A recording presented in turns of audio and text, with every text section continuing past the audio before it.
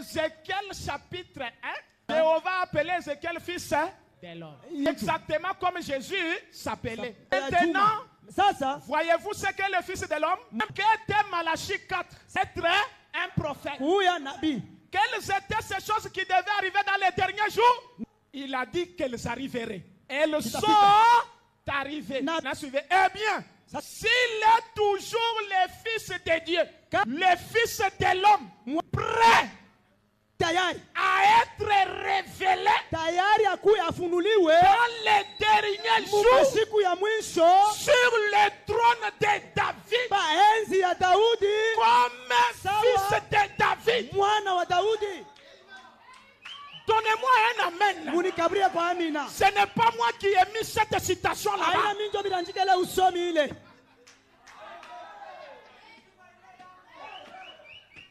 Suivez donc. Si c'est vrai, si Branham est le fils de David, le pasteur vous prêche chaque jour que nous sommes dans les derniers jours, non? Mais Branham dit que c'est dans les derniers jours qu'il vient sur le trône de David. Branham dit si cela est vrai, il a promis cela. Il est tenu vis-à-vis de cette parole. Il est tenu vis-à-vis de cette parole. Eh bien, touchez le bord de son vêtement avec votre foi. Je fais ces déclarations. Et puis ce que je dis, si cela vient de Dieu, ça s'accomplira. Si ça ne vient pas de Dieu, ça ne s'accomplira pas.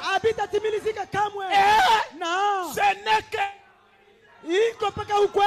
Voyez si c'est ça. Si nous sommes parmi les croyants ou pas. Shalom. Amen. Est-ce que vous êtes des croyants?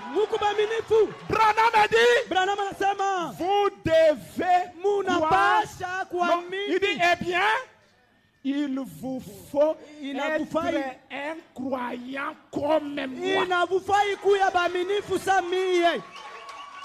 Vous devez croire que c'est la vérité. Amen. Si c'est la vérité, ça arrivera. Croyez. Il dit priez. Vous tous, croyez à votre... Vous êtes qui pour vouloir effacer frère Branham? Dieu va s'occuper de vous.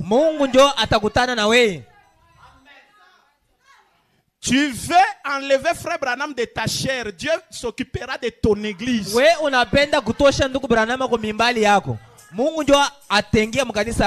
refuses Branham dans ta maison, Dieu va s'occuper de ta petite maison là. Rien, aucun capital. Au lieu d'avoir du respect envers frère Branham, tu continues à l'injurier. Dieu va fermer ta bouche. Et si toi aussi tu es dans le message, si les gens s'attaquent à toi, Branham dit, injuriez-moi comme vous voulez, mais laissez mes enfants tranquilles. C'est lui qui nous attaque. Il attaque William Branham. Branham dit, vous me croiserez sur votre chemin. Dites amen.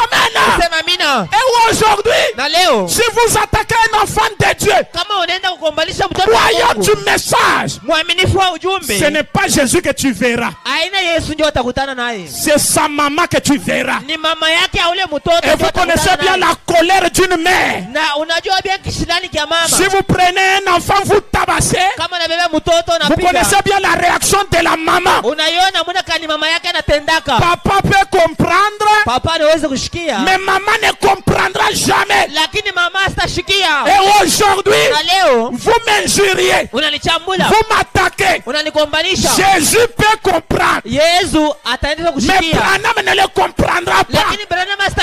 Tu le croiseras sur ton chemin. Donnez-moi un amen. Dites amen.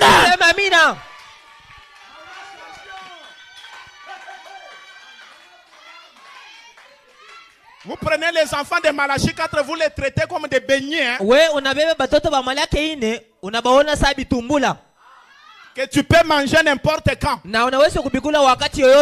Il y aura un jour, ce sera ton dernier jour.